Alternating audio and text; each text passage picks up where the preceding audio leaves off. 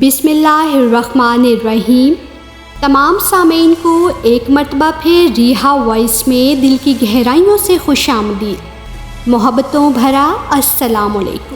میں امید کرتی ہوں آپ سب خیریت سے ہوں گے۔ اللہ پاک سے دعا ہے کہ آپ سب کی جائز خواہشات کو پورا فرمائے اور آپ کو اپنے حفظ و امان میں رکھے، آمین۔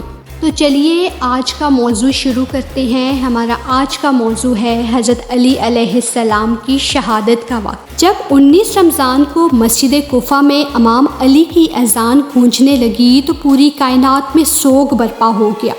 چرند پرند جنات چیخنے لگے اور حضرت جبرائیل علیہ السلام تمام انسانوں سے کہنے لگے، اے انسانوں، آج آخری مرتبہ علی کی آواز میں اذان سن لو۔ مولا علی اذان دے کر مصلی عبادت پر آئے تو اللہ کی عبادت کر رہے تھے۔ جیسے ہی آپ نے سجدہ کیا تو عبد الرحمن ابن ملجم زہر سے ڈوبی ہوئی تلوار امام علی علیہ السلام کے سر پر دے مارتا ہے۔ بس مسجد کوفہ میں قیامت برپا ہو گئی۔ تمام چاہنے والے سر پیٹنے لگے۔ امام علی علیہ السلام کا مصلی خون سے رنگین ہو گیا۔ آپ کا سر خون اور آپ کے چہرے اور داڑھی پر آ لگا، جبکہ کچھ چاہنے والے اس ملعون کو ڈھونڈنے لگے اور کچھ مولا علیہ السلام کا خون صاف کرنے لگے۔ اتنی دیر میں امام علی علیہ السلام نے فرمایا، اے حسین، یہ نماز فجر کا وقت ہے، پہلے نماز مکمل کر لو، اس کے بعد مجھے دیکھنا۔ حضرت امام حسین نے نماز پڑھائی اور مسجد میں تمام موجود مسلمانوں نے نماز پڑھی۔ جیسے ہی نماز ختم ہوئی تو رحمان ابن ملجم، جس نے مولا علی کے سر پر وار کیا تھا، اس کو پکڑ کر مولا علی علیہ السلام کی خدمت میں لایا گیا۔ کچھ چاہنے والے عہد کا شربت بنا کر لے آئے۔ جیسے ہی امام علیہ السلام قاتل کے چہرے پر خوف دیکھا تو اپنے چاہنے والوں سے فرمانے لگے کہ اس شربت کی مجھے نہیں، میرے قاتل کو ضرورت ہے، یہ شربت اسے پلا دو، اور دیکھو اس نے مجھ پہ ایک وار کیا ہے، اس پر بھی ایک ہی وار کرنا، اور اگر یہ زندہ بچ جائے تو اسے آزاد کر دینا، اور اگر یہ اس وار سے مر جائے تو اس کے جسم کے اعضاء نہ کاٹنا، کہ میں نے اللہ اور اس کے رسول سے سنا ہے کہ اللہ کے نزدیک سب سے بدترین انسان وہ ہے جو مرے ہوئے انسان کے جسم کے حصے کاٹتا ہے۔ آپ یہ فرمانے لگے اور تمام چاہنے والے آپ کے عدل و انصاف کو دیکھ کر رونے لگے۔ پھر آپ فرماتے ہیں، حسن و حسین، عباس، چلو مجھے گھر لے کر چلو۔ آپ اپنے بیٹوں کے سہاروں سے گھر کے قریب پہنچتے ہیں تو فرماتے ہیں، عباس، سب چاہنے والوں کو کہو کہ گھر واپس چلے جائیں۔ تو کسی نے عرض کیا، یا امیر المومنین، یہ سب آپ کے چاہنے والے ہیں، یہ اس حالت میں آپ کو کیسے چھوڑ کر جا سکتے ہیں؟ امام علی علیہ السلام فرمانے لگے، کیونکہ میرے زخموں کی خبر مجھ سے پہلے میرے گھر پہنچ چکی ہے اور میری بیٹیاں زور زور سے رو رہی ہیں۔ میں نہیں چاہتا کہ میری بیٹیوں کی آواز میرے چاہنے والوں تک پہنچے۔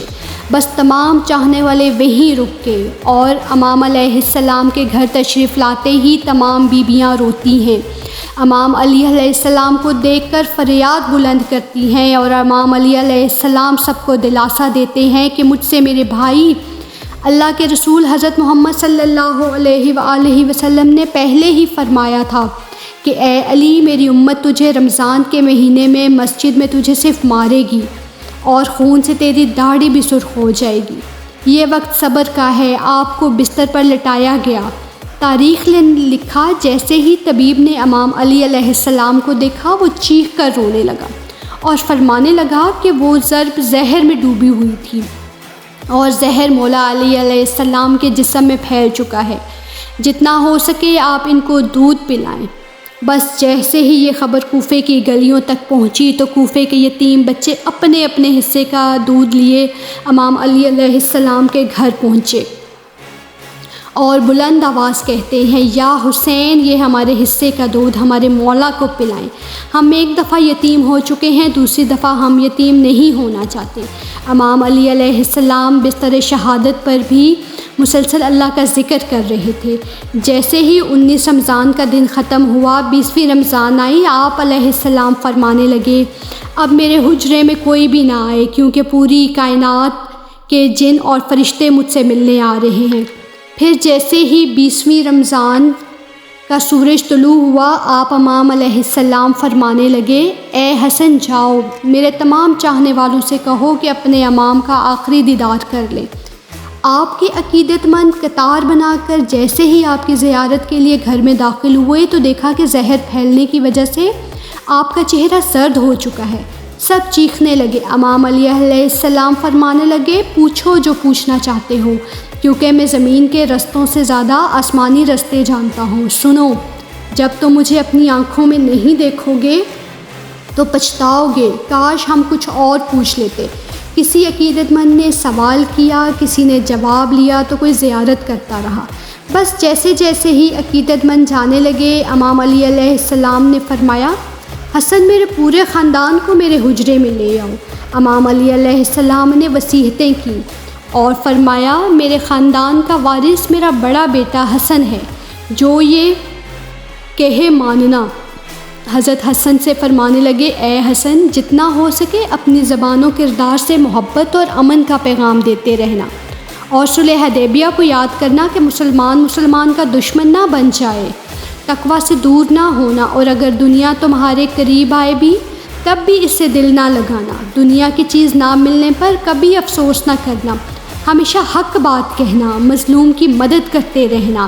حسن و حسین، جہاں تک ہو سکے میرے اس پیغام کو ہر ایک تک پہنچانا، تاکہ اپنا کام ایمانداری سے کرتے رہیں اور اپنے درمیان تعلقات کو اچھا بنا کے رکھیں، کیونکہ میں نے تمہارے نانا حضرت محمد صلی اللہ علیہ وآلہ وسلم سے سنا ہے، لوگوں کے بیچ میں صلح کروانا ہزاروں نمازوں اور روزوں سے بہتر ہے، اور یتیموں کے بارے میں اللہ تعالیٰ سے ڈرتے رہنا، کبھی وہ بھوکے نہ رہیں، اور پڑوس میں رہنے والوں کا خیال رکھنا، کیونکہ اللہ اور اس کے رسول نے بار بار اتنی نصیحت کی کہ لوگ سمجھنے لگے کہ شاید اللہ کے محبوب ان کو ہمارا وارث بھی بنانے والے ہیں۔ قرآن کو سمجھنے اور عمل کرنے میں دیر نہ کرنا، ایسا نہ ہو کہ دوسرے قرآن کو سمجھ جائیں اور تم پر حکومت کرنے لگے۔ نماز کے بارے میں اللہ تعالیٰ سے ڈرتے رہنا۔ حسن، میرے جنازے میں کسی کو شریک نہ کرنا، پیچھے سے حسن و حسین تم اٹھانا اور آگے سے جبرائیل و مکائیل اٹھائیں گے، اور اس کو ایک اونٹنی پر رکھ دینا، جہاں وہ اونٹنی رکے گی وہاں میری قبر بنی ہوئی ہوگی۔ میری قبر کا کسی انسان کو نہ بتانا، کیونکہ میرے دین کے دشمن یہ چاہیں گے کہ میری قبر کھود کر میرے جسم کی بے حرمتی کریں۔ پھر عباس سے فرمانے لگے، اے عباس،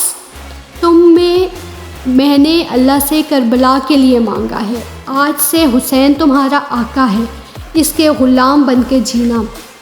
اور پھر امام حسین کو دیکھا تو رو کر فرمانے لگے، اے حسین، تیری شہادت کی خبر تیرے نانا نے تیری آمد کے وقت سنا دی تھی، تجھے 3 دن تک بھوکا پیاسا رکھ کر میدان کربلا میں شہید کر دیا جائے گا، تیرے بچوں اور ساتھیوں کو بے دردی سے مارا جائے گا۔